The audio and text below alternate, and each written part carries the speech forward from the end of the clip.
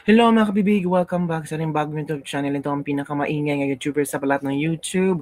Ako si Kabibig Maglabag-labag na tongue with evidence. Ako po may hawak na pinaka-importanting ebidensya si Attorney Kaufman na pwedeng ikakasira kay BBM, sa kanyang silent dealer or silent niya na na silent partner pala, dealer.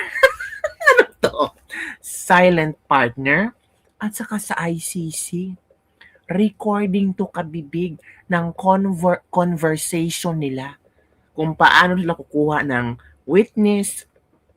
And of course, kung kukuha ka ng witness, meron talagang ganon. Money, money, money.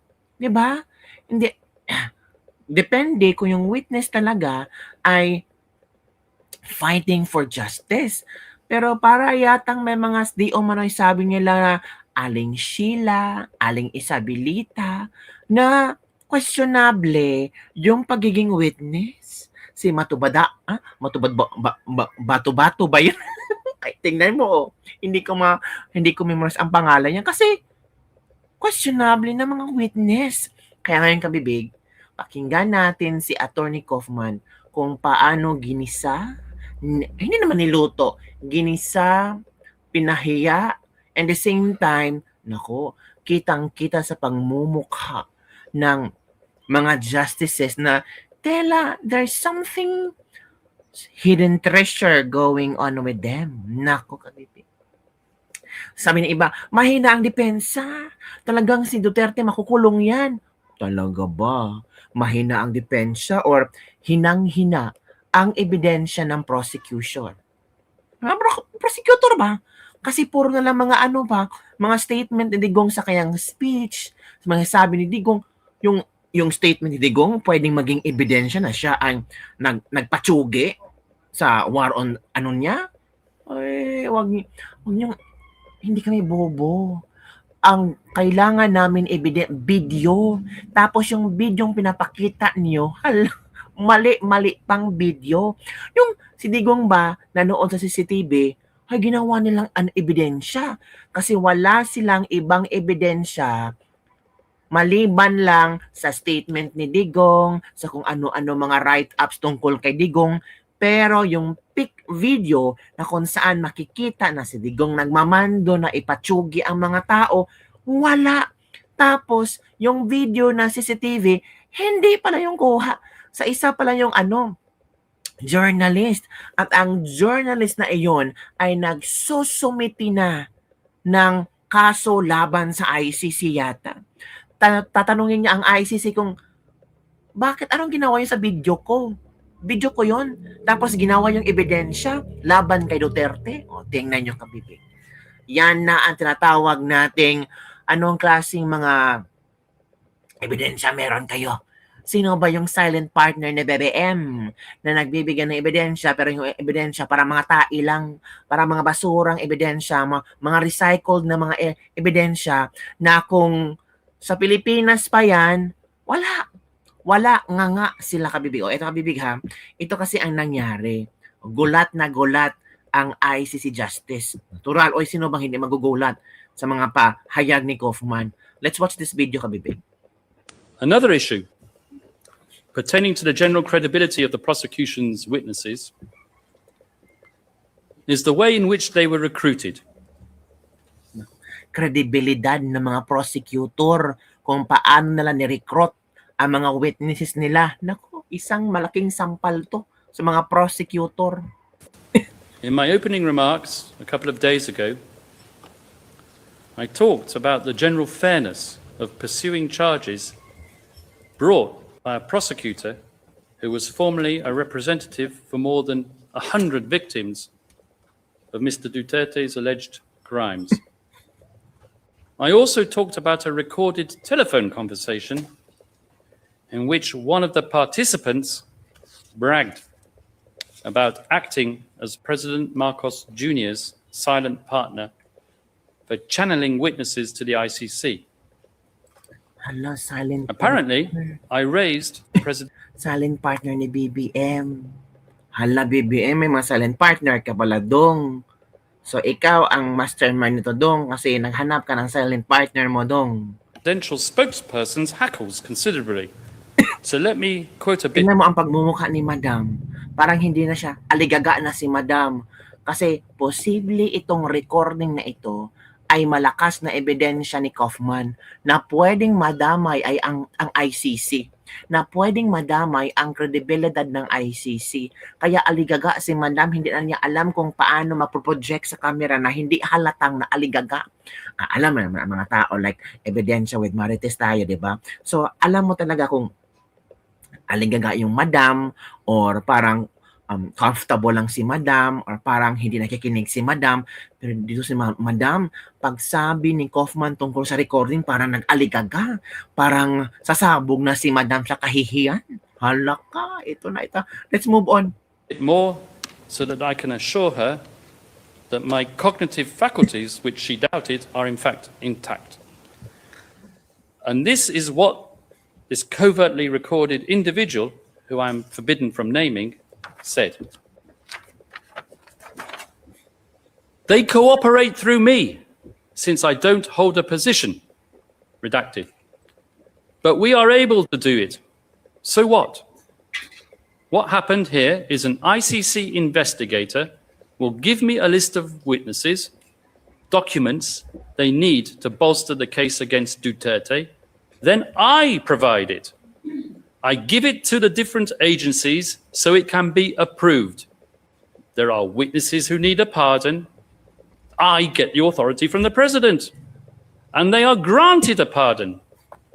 Basically, like that, it becomes a priority mission of the government. They granted a pardon. So, merong mga witnesses nila na, ano ba, nakulong or pinawalang sala ni VVM para gawing witness. They granted the pardon kasi di ba? Yan ang sabi So, meron ba? Halaka. Anong klaseng mga witnesses yan? ICC. Parang masisira yung pangalan nyo dito. Parang tama yata ang sinasabi ng 18 ex-Marines sa ginagawa niyo. Pakinggan natin ha. Lumabas sila dahil sa inyo. Nangyaring operasyon ng ICC. This one. Nasangkot po or nasali ang mga sundalo natin sa ginawang operasyon ng ICC investigators sa Pilipinas. Unang dumating ang mga ICC investigators sa Pilipinas noong December 2028. December of 2023. At bago mag-December 2023, ay inutusan sila na magpapalit ng peso to dollars. 2 maleta na ang bawat maleta ay may nilalaman na 56 million pesos. Kaya nakapagpalit sila ng equivalent to $2 million. At ang sabi ng mga executive assistants ni Ginoong Saldico ay pinaghahandaan daw nila ang pagdating ng foreigners. At kalaunan ay nakilala ng mga ito na ang foreigners na binabanggit ay mga ICC investigators. Yun na. At nakapaloob dito na ang ginawa nila ay mag-interview ng mga witnesses na ipinapaarating sa kanila ni Sunny Trillanes. Wala silang ibang in-interview na mga witnesses, kundi ang mga tao lamang na pinapadala ni Sunny Trillanes. So, posible kaya si Sunny Trillanes ang silent partner ni BBM? Base sa Attorney Levi na Kaya wala talagang makakalusot kay Trillanes ng mga ICC witness. Tanging si Trillanes lang ang nag-feed up ng mga ICC witness. Sabi naman na ni Kaufman na meron siyang hawak na recording kung saan pag pinag-uusapan ng silent partner kung ano yung stratehiyang ginagawa ni BBM at ng silent partner na ito. Oh. At nako, tungkol sa mga credible witness daw di umano, pagpipili ng mga credible witness. So itong sinabi ni Atty. Levi, parang insakto lang sa mga sinasabi ni Kaufman. Di ba kabibig? Hala ka. Nako, kung ganun, parang ang pangit ng kredibilidad ng ICC. Parang mawawala na ang trust ng maraming bansa na sapi ng ICC. Ay, alam niyo ba kabibig? Ang napansin ng maraming netizen, pag defense team ni Atty. Kaufman, parang nawawala ang signal ng ICC. Pero pag prosecutor's time, kompleto, straight ang signal, walang putol-putol. Pero alam nyo ba, may explanation ng ICC kung bakit daw di umano putol-putol ang signal nila pag ang defense team na ang magsasalita. Pag si Kaufman na ang magsasalita. Ano ba talaga ang rason ICC? Kasi ang mga tao nagdududa na sa iyong mga ginagawa. May mga hocus-pocus ba dyan? Let's listen to the explanation. Ito ang sabi, ICC Pretrial Chamber 1 Presiding Judge Julia Mutok says redacted statements in the defense team's arguments during the former President Duterte's confirmation of charges hearing are identifying information of witnesses and victims. Some parts of the decision are seen with the image being text that no broadcast. The ICC live stream has a 30-minute delay for security reason. Oh, yun pala. Ito na. Bonjour à tous. Judge Motok, good afternoon. I'd like to begin with an oral ruling regarding the redactions made to the transcript and direct broadcasting today. The Chamber notes that redactions were made to the transcript and to the direct broadcast of the hearing subsequent to an application by the prosecution and which was opposed by the defense. The application of the requested redactions apparently would be a problem and could lead to hearings being held in closed session. The Chamber wishes to recall an earlier ruling during which the Chamber stressed that it is up to the parties and participants to ensure that their submissions are worded in such a way as to avoid going into closed sessions, thus ensuring the transparency of the proceedings and to avoid the disclosure of confidential information. The Chamber would remind the parties to comply with these instructions. Furthermore, the Chamber is of the view that the information that was asked to be redacted and also from the direct broadcast today were limited to identifying information of witnesses and victims mentioned during the submissions. The defense disclosed information on several occasions that allowed for the identification of victims and witnesses. For example, positions held and nicknames, things that must not be disclosed so as to ensure the protection of witnesses and victims. The redactions had only to do with identifying information and were not as general, redactions to the events within the case.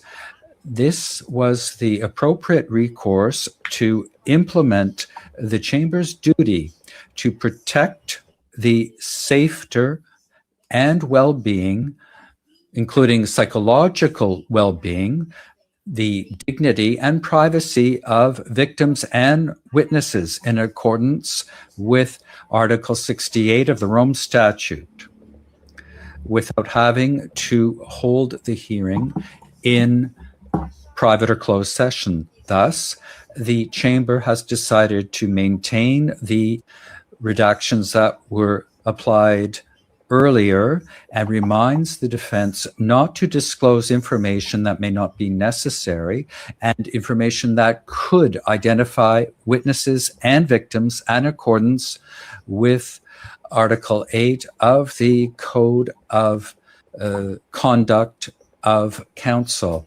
I thank you. So yun pala, may pinag-ano din sila, for example, si defense team na nagsalita tapos biglang nawala ang signal, it's because meron silang hindi gusto maiparinig sa publiko na hindi pwedeng, lalo na ang mga pangalan ng mga witnesses, mga biktima, yung pala nangyari kabibig. So normal lang, wala pong gisahan, wala pong lutuan na nangyari. Pero may booking na booking. Yun lang kabibig, don't forget to like, subscribe, and share this video para sa mga latest trending news na ating pag-usap-usapan. Ikaw, ano ang inyong opinion?